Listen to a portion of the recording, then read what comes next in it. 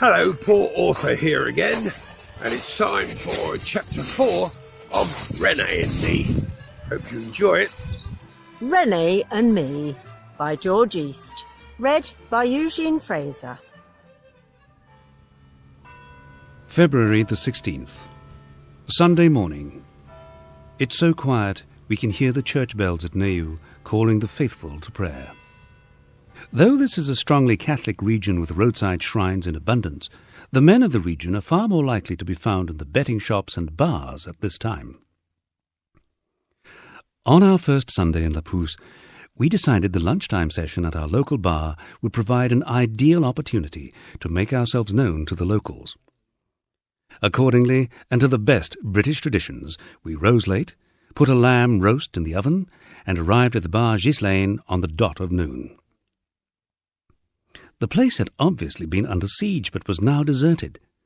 As we learned, peak hour for the Sunday morning session here is around 8 a.m., with lunch on the table at midday sharp. But as we also discovered, it all starts again at 2 p.m., when most of the customers return to settle their stomachs with a selection of interesting digestifs. It was during our apprenticeship at one of these lazy afternoons that I was to commit a serious social gaffe. As usual, J. Pay was the centre of reverent attention as he described a recent adventure with a cuttlefish and some fine herbs, and I made the mistake of saying I would stand next to him at the bar so he would feel slim by comparison. This pub ploy usually goes down well when breaking the ice with someone who is about my build, but at the bar Ghislaine it resulted in a sudden, cold, and complete silence. Feeling like a gunslinger from out of town who has unwittingly confronted the local quick-draw specialist, I tried to make things well again by asking his opinion on the best way to cook English lamb. But the damage was obviously done. Resettling his massive stomach on the bar and with his moustache quivering with suppressed fury, the local hero took on my challenge by calling for Madame Ghislaine's bathroom scales. As the entire congregation held its collective breath, we took it in turns to weigh in. Unfortunately, I won, by a clear 5 kilos. Since then, we've become good friends, and I have made sincere attempts to lose weight and restore the heavyweight championship to J. Pay. I've also learned that in a culture with such different values and standards, my nickname of Mr. Beer Belly is anything but a disrespectful jibe. February the 18th. René arrives after lunch to find me tooled up with my new metal detector, carefully hoovering the spot next to the apple tree where the grey lady indicated the location of the miller's gold. I consider telling him the device is a revolutionary silent British grass cutter, and the headphones are tuned into Radio Jersey, but he is no fool. Thinking quickly, I say that I'm ensuring that there are no water pipes below the earth, as I have decided to plant a new cherry tree.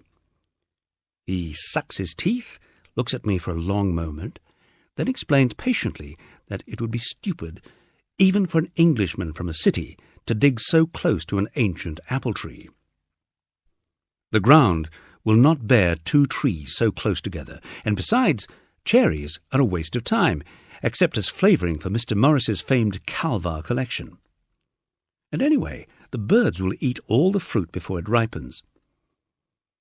René has a keen interest in the welfare of the orchard trees because, as he explained when we made our original arrangements, honourable tradition and long-standing custom dictates that the estate manager has the rights to the entire harvest.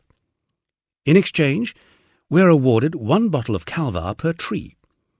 As, thanks to his year-round ministrations, our trees produce the finest Calvados in all Normandy, I would be most ill-advised to risk the health of this one. I nod in agreement, and determine to start digging at night when he is safely tucked up in his bed. From the beginning, my understanding of the Fox of Cotentin has been developing through a series of encounters, with each of us striving to establish and maintain the advantage. He has the knowledge of the land, the people, and the ways of the region. I like to believe I have the worldly-wise sophistication of the modern city-dweller, and am experienced in striking a shrewd business deal in the urban jungle. Since we arrived and the game began, my wife has been keeping score and says there's no contest.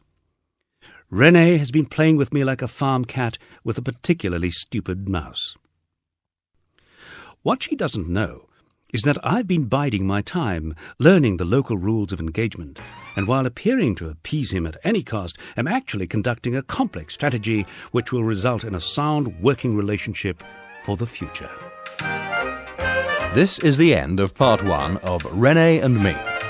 The story continues on the other side of this cassette.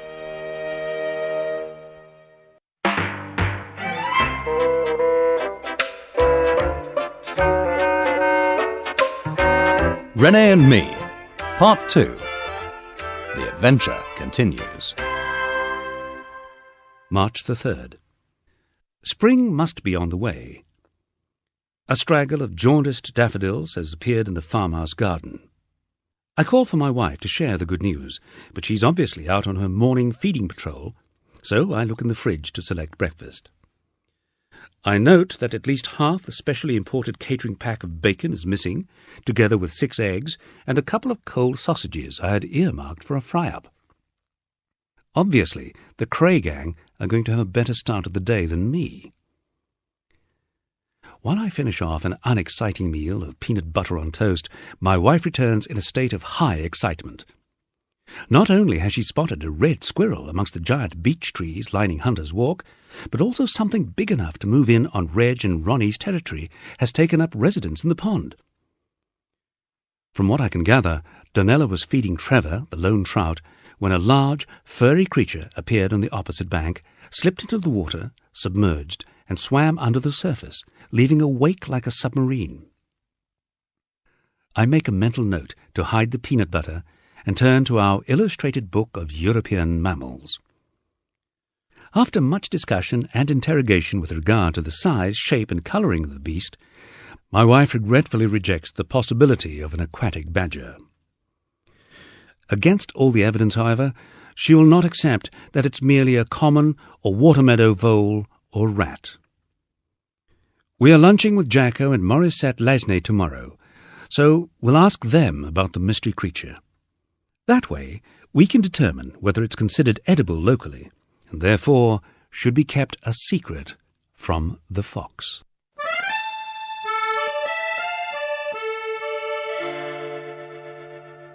March the 4th. We arrive at the local supermarket, and I go in to search for flowers and wine for our luncheon hosts. Donella remains in the car in case there's another grand tableau on the meat counter. Last time it was Veal Week, and the display was centered around the skinned yet otherwise complete head of a calf. My wife said she accepted that other cultures must be respected by those who choose to live within them, but it was the way they had left the eyes in place, and how they seemed to follow her accusingly around the store. Returning with an expensive bouquet and a bottle of wine that at 20 francs seemed neither too pretentious or too niggardly, I see my wife talking to Morissette, who's casually wringing the neck of an inoffensive-looking old hen. Nearby, a struggling throng of eager housewives besiege a lorry which is obviously full of lively if elderly fowls. Momo explains that the now-deceased hen under her arm is the main ingredient of our lunch. Having seen the condition and price of the boiling fowls, I ask her politely if it would not be cheaper and less labour-intensive to buy one of the freshly dressed and plucked young chickens lining the shelves of the supermarket outside which we are standing. Patiently, she explains that poule au pot must be made with an elderly hen, and besides, only by killing it herself can she be sure that it is really fresh. 3 hours later, and we're seated around the huge table in the Lasney kitchen as the flesh of the late hen is boiled into submission. Morissette is a local girl, and Jacko, a former fireman from Paris who took early retirement some years ago, and now devotes his life to taking rather than preserving life. As Morissette busies herself at the oven, Jacko shows me his gun room, which would put Woolwich Arsenal to shame. The only weapon not in his collection, I jokingly remark, is a heavy machine gun.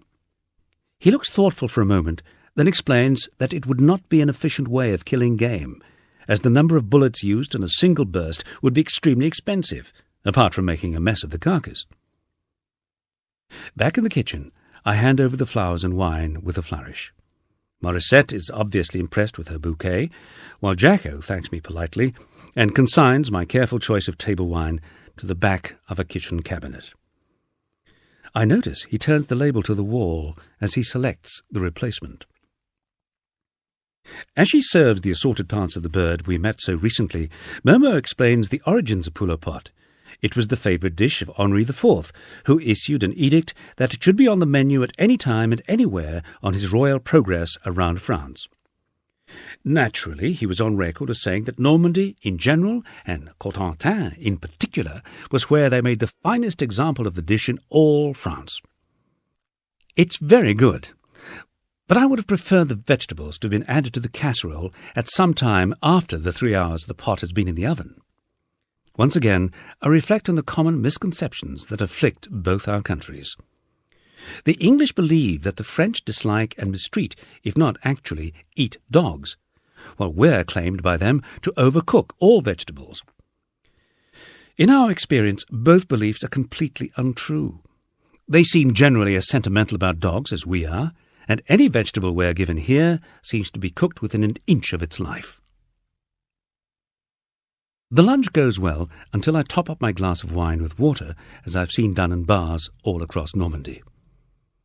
After almost choking on a piece of chicken and casting a glance in the direction of his gun room, Jacko takes my glass and empties it pointedly down the sink. I am to learn later from a horrified Fredo that by defiling the most expensive wine laid on in our honour, I have proffered an almost deadlier insult to our host than claiming he can't shoot straight. Silently, Jacko reaches into the kitchen cupboard, unscrews the top of my gift bottle, and pours a generous measure into a large tumbler before pointing pointedly at the tap. It is at this moment that my wife relieves the situation by finding herself in eye-to-eye contact with a hen's head on a nearby worktop and gracefully swooning. March the 19th. It is a momentous occasion. We are to plant the first of the vegetables that must see us through the coming year. My wife says it's far too soon to dig in even the earliest of potatoes. But René has assured us that the finest soil in Cotentin, if not all France, is more than ready to weave its fertile spell. He has also sold me 10 kilos of sprouting and withered seed potatoes, which he says will provide more than enough of a crop to keep both our pot and bank balance overflowing if we set up a roadside stall and sell the surplus off to passing trade. Donella puts a damper on my enthusiasm by pointing out that potatoes are almost cheaper than dirt in the shops, and that it is anyway quite likely that most of the locals would grow their own, if not actually steal ours. She also questions the viability of a roadside produce stall, as any passing trade passes so quickly that a suitably placed advertising placard would have to be erected just outside Brickbeck, some 5 miles distant.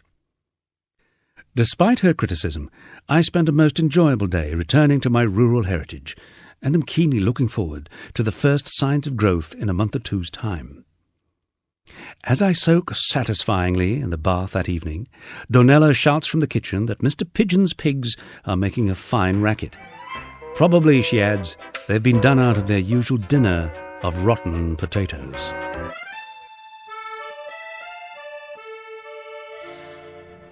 Well, I hope you enjoyed that chapter of René and Me, and that you join us again for the next one. See you soon.